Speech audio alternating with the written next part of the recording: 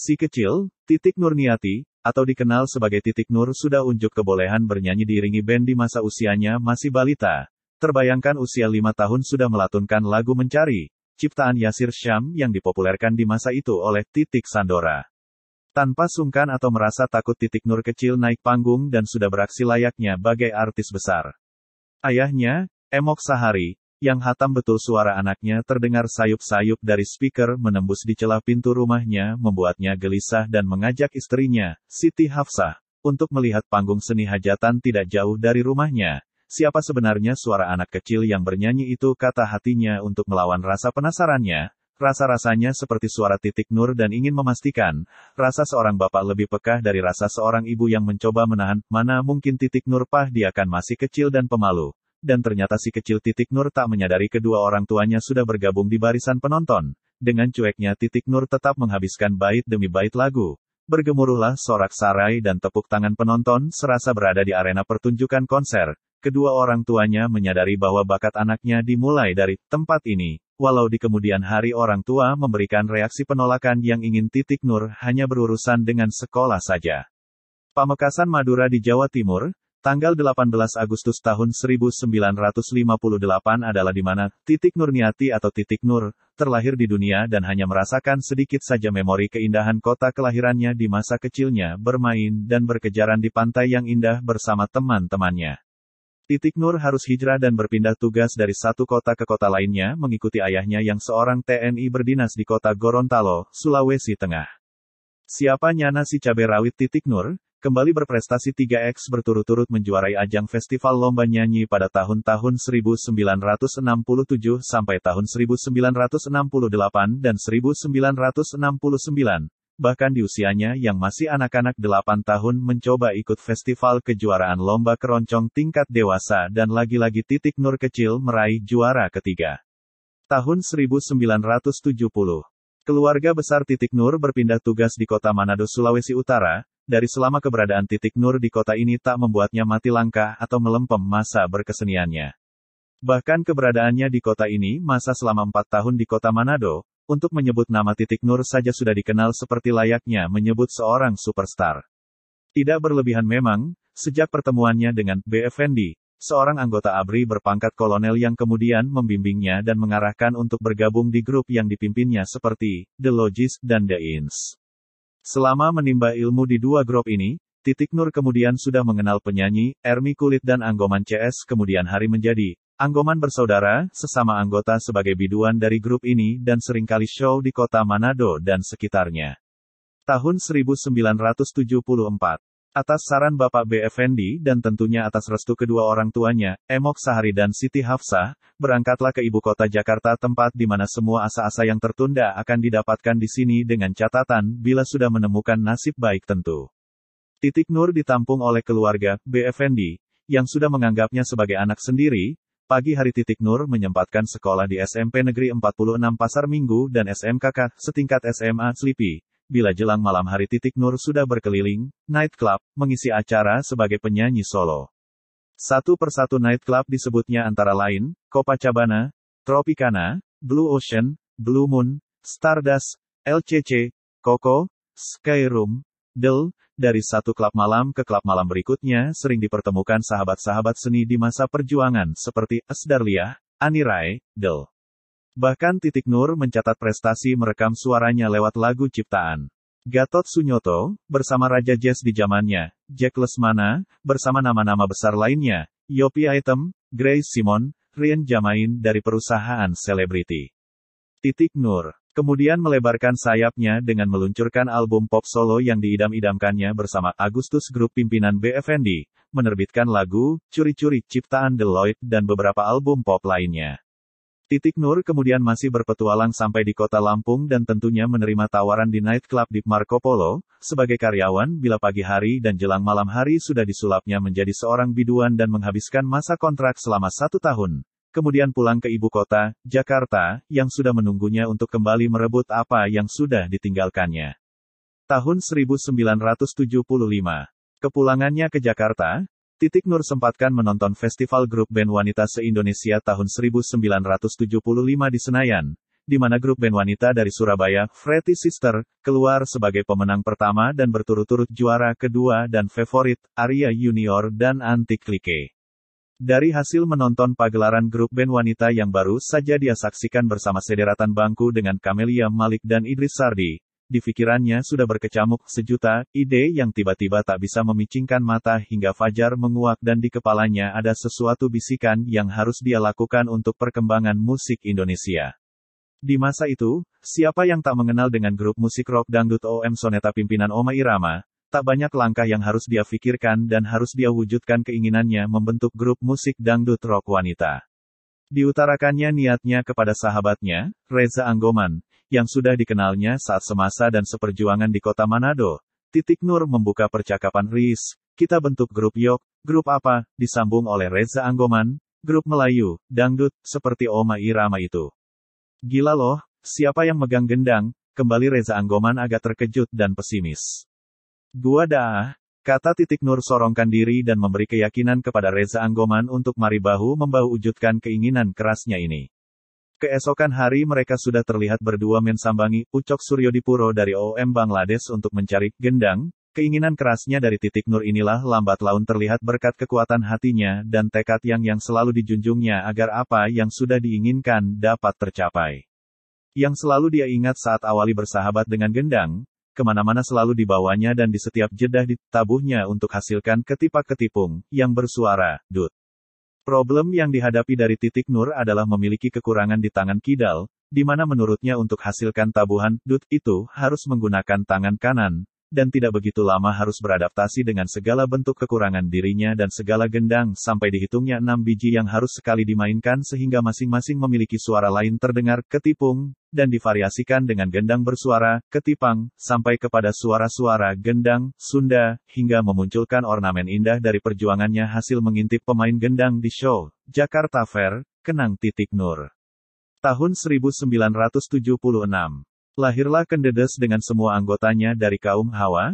Hebatnya dari grup musik dangdut wanita ini adalah boleh dikatakan menerapkan semboyan, Bhinneka Tunggal Ika, yang diartikan, berbeda-beda tetapi tetap satu. Kenapa? Karena para anggotanya berasal dari berbagai daerah di jagat Nusantara ini atau beraneka ragam suku.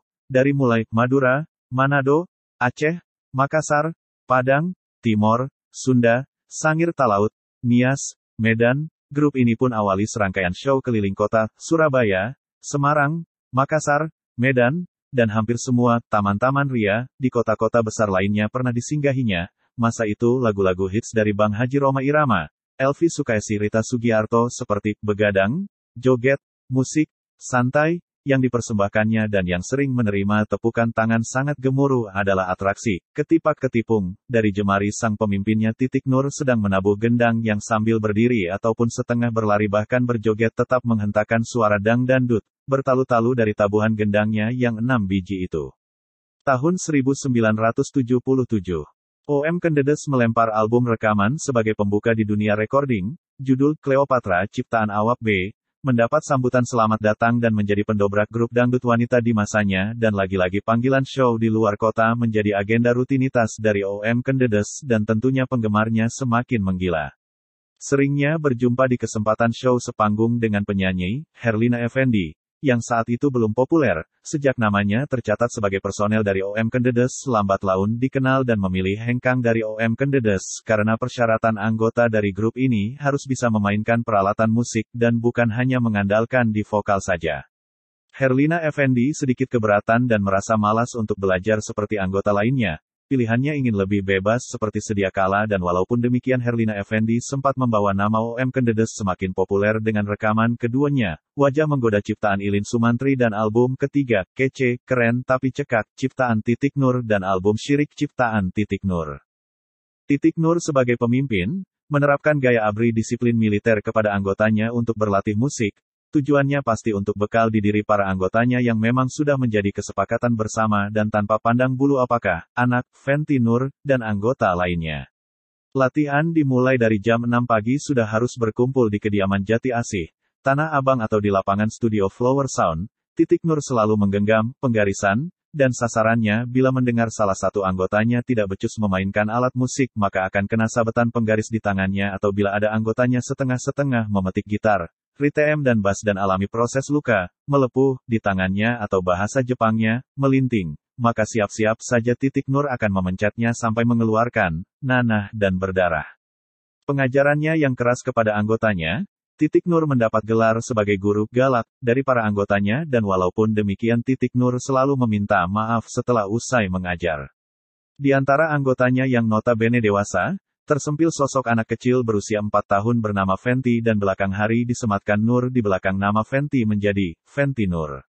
Si bocah kecil berambut panjang ini sering ngerecokin para anggota OM Kendedes berlatih. Ibunya Titik Nur akhirnya mengarahkan untuk Fenty memegang marakas atau tamborin dan kemudian diarahkan untuk menguasai keyboard. Si kecil Fenty sering sekali dilibatan show keliling di luar kota, bahkan tingkahnya menggemaskan saat Fenty menyanyi tiba-tiba dengan cueknya pipis di celana, saat ribuan mata menontonnya sedang berlenggak-lenggok bernyanyi lagu, aduh-aduh mana tahan. Tentu saja suguhan spontanitas dari Fenty ini membuat senyum-senyum yang menyaksikan Fenty kecil barusan sudah membasahi bumi persada. Fenty kecil pun saat sudah naik peringkat sudah piawai memainkan alat musik keyboard, terpaksa tubuh kecilnya sering diganjal peti kayu untuk mencapai tus piano di setiap kehadirannya saat masih kecilnya. Fenty Nur lahir di Jakarta, tanggal 9 September tahun 1975 dari kedua orang tuanya Alem B. Effendi manajer dan Titik Nur pimpinan, sejak usia balita 4 tahun sudah menjadi anggota yang paling muda di Kendedes. Sepak terjang dan kepiawaiannya memainkan alat musik keyboard dan bernyanyi mempermudah langkahnya bersolo karir lewat album anak-anak, seperti Ratapan Anak Tiri, Merana, Kuda Gendong, Penjual Koran dan masuk ke album dewasa, Jeritan Istri Pertama, Bagage Makan di Daun, Jantannya Pacarku, Sinar, Pertemuan, Bukan Menggoda dan beberapa album duet bersama Irfan Mansur dan Rai Hanafi, begitu pula 23 album volume bersama Kendedes. Berbicara soal suka duka menghadapi masa penonton yang beringas di Indonesia, alhamdulillah tidak pernah alami hal-hal yang menyimpan trauma kepada anggota OM Kendedes, walaupun ada perkelahian malah bukan dari kalangan penonton tapi justru dari aparat negara polisi vs tentara yang menewaskan 6 orang saat show di Kendari, Sulawesi Tenggara. Ada peristiwa yang di luar dugaan kami, ini semuanya sesuatu yang mustahil terjadi bila bukan campur tangan dengan Sang Kuasa. Betapa mengerikan sekali bila ingat peristiwa di mana rombongan bas yang membawa kami ke tujuan show di GOR di Padang Sidempuan, Sumatera Utara pada tahun 1982, bas turis yang kami tumpangi, terjungkal dan terbalik. Penonton yang menunggu rombongan Kendedes sempat membuat keributan dan bersikap anarkis berteriak-teriak, "Pembohong! Pembohong!" ada dengan cara melempari kaca dan pengrusakan sehingga membuat panitia kalang kabut. Beruntungnya rombongan Kendedes tidak satu pun mengalami luka parah dan hanya beberapa yang lecet atau kena pecahan, beling, dokter kaca jendela bas. Rombongan langsung ke lokasi GOR dan meredam kemarahan penonton yang sudah anarkis karena ketidaktahuan bahwa Kendedes terlambat karena alami kecelakaan yang hampir saja merenggut nyawa para personilnya karena ketidakhati-hatian sang sopir dalam berkendara. Kendedes dalam keadaan berdarah-darah, hanya menggunakan kostum yang melekat di badan dan sudah compang camping berlumur darah langsung beraksi seakan-akan tidak pernah terjadi. Penonton yang anarkis semua terdiam dan penuh empati menyesali yang barusan terjadi. Dia Setiawati, kelahiran tanggal 9 September tahun 1959, salah satu pemain bass dan vokal dan sudah bergabung di Kendedes sejak tahun 1979 ini menuturkan peristiwa demi peristiwa, suka duka, selama show di dalam wilayah Indonesia maupun melawat di negeri tetangga Malaysia, Singapura, Brunei bahkan sampai ke negeri Jepang sudah disinggahinya. Dia Setiawati menceritakan berawal bergabungnya di kelompok Kendedes berawal sebagai salah satu penggemar yang sering menyaksikan kelompok Kendedes show di suatu tempat dan sosoknya, Dia Setiawati, yang juga seorang penyanyi dan bergabung di grup Ken Arok hanya freelance, selalu ada di tengah-tengah penonton menyambut uluran tangan dari Titik Nur saat menawarkan untuk bergabung dan gayung pun bersambut. Dia Setiawati kembali mengisahkan peristiwa horor yang pernah sama alami anggota Kendedes saat menerima tawaran show di SEMPORNA kota yang letaknya di Tawau pesisir timur Sabah. Konon menurut cerita, tempat pembuangan orang-orang Filipina, ungkap Dia Setiawati. Yang dia tidak bisa lupakan bahwa sebelum tampil semua anggota yang terdiri kaum Hawa ini dibaluri minyak oleh tetua kampung untuk menangkal segala bentuk ilmu hitam atau kiriman magik, segala colekan atau pegang-pengang tidak mempan menembus benteng penangkal ilmu putih, yang sudah ditanamkan di setiap anggota Kendedes lewat baluran minyak. Penonton yang kebanyakan pria mencoba cara lain dengan menjepretkan karet ke para anggota Kendedes yang sedang menghibur di atas panggung. Keanehan terjadi karet-karet tersebut bila menyentuh panggung atau tanah berubah wujud menjadi binatang, kaki 1000. Akhirnya keadaan tidak terkendali karena para penggemar sudah melampau batas menyerbu ruang istirahat, panitia sudah kehilangan akal dan mengambil jalan menghentikan acara dan menyelamatkan para anggota Kendedes kembali ke hotel. Dan pengejaran mereka tidak sampai di situ saja.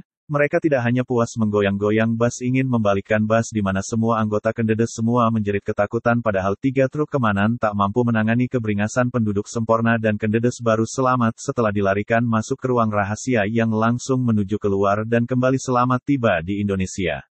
Nama kelompok ini semakin memberi makna kehadirannya di ranah musik dangdut Indonesia. Betapa tidak selain album-albumnya digemari, Kendedes juga mencatat pemunculannya di peta film Indonesia. Judulnya, Aduh Aduh Mana Tahan sutradara Susilo SWT produksi tahun 1980 dimainkan selain Kendedes juga diperkuat oleh penyanyi dangdut dan aktris aktor senior top di masanya, Diana Yusuf, Ice Trisnawati, Neti Herawati, Latif M, Darussalam.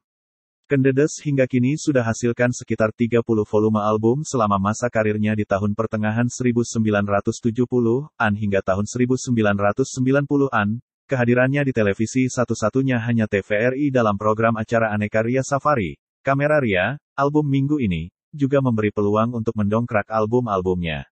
Lagu, Problem Malam Minggu, yang disuarakan sendiri oleh Titik Nur memberi kesan tersendiri baginya di mana sejak lagu itu beredar di masyarakat, maka namanya pun berubah menjadi Titik Nur Oe. B. Effendi suami dari Titik Nur sangat berperan penting dalam kubu Kendedes. Dia bertanggung jawab mengurus atau menandatangani perjanjian kontrak dengan penyelenggara show on air maupun off air. Titik Nur juga memberi kepercayaan penuh dalam membagi setiap pendapatan honor anggota maupun kru Kendedes secara merata, tanpa membedakan apakah dia seorang penyanyi, bermusik atau hanya pemegang kabel setruman, semua berhak sama rata mendapatkan honorarium karena memegang pedoman bahwa sama merasakan capek. B. Effendi yang seorang anggota ABRI terakhir berpangkat kolonel akhirnya menanggalkan pekerjaan yang selama ini ditekuninya sambil menjalankan hobi bermusiknya. Sejak sepak terjang Kendedes semakin padat akhirnya B. Effendi serius tangani anak-anak Kendedes sebagai manajer dan merangkap keseluruhannya yang dapat dihandle pekerjaan seorang pria. Kebanggaan dari para anggota Kendedes yang masih membekas adalah, bila mengadakan show di daerah sering diarak keliling kota berpawai mengitari sepanjang jalan protokol atau jalan-jalan besar yang dilalui sebelum jeda pertunjukan. Terbayangkan, grup ini dikawal dengan iring-iringan motor gede Brigader Motor, BM, atau disebut Forger, melibatkan 4-6 sepeda motor berserin, nguing, dan tak ketinggalan para anggota grup ini berada di belakang iring-iringan moge berkendaraan mobil Jeep terbuka, keliling kota sambil melambai-lambai tangan, menebar senyum, menyapa masyarakat yang sedang berjejer di sepanjang jalan yang dilalui grup ini hingga sampai di pertunjukan show. Kesemuanya ini adalah kenangan indah bersama orang-orang tercinta yakni B. Effendi yang telah dipanggil oleh Sang Halik di Jakarta pada tanggal 25 Mei tahun 2006 menjadi kenangan masa-masa dan suka duka dalam kebersamaan bahu-membahu memajukan grup kaum hawa ini ke jenjang popularitas. Tahun 2007, adalah terakhir Kendedes manggung di tempat terbuka, open stage. Saat merayakan ulang tahun Taman Mini Indonesia Indah, TMI, Titik Nur mengatakan bahwa sampai hari ini Kendedes masih ada dan masih eksis dan tidak pernah ada kalimat yang terucap untuk membubarkannya. Para anggotanya masih sering berkumpul dan masih mengisi kegiatan di tempat-tempat hiburan atau di luar kota menghibur pencintanya. Memang tak dipungkiri bahwa rutinitas agenda show tidak sepadat di era tahun-tahun 1970 sampai tahun 1980-an. Panggung show dan dunia recording tak pernah sepi menghampiri mereka. Setidaknya mereka membuktikan bahwa Kendedes tak pernah mati dan sampai kapanpun, kami tak pernah berhenti bermusik karena kami sadari bahwa separuh jiwa kami ada di musik dangdut walau tak dipungkiri bila di rumah kami bertugas menimang cucu, dan bila di atas panggung berganti kami menimang alat musik masing-masing. Demikian kisah panjang Titik Nur dan Kendedes. Terima kasih.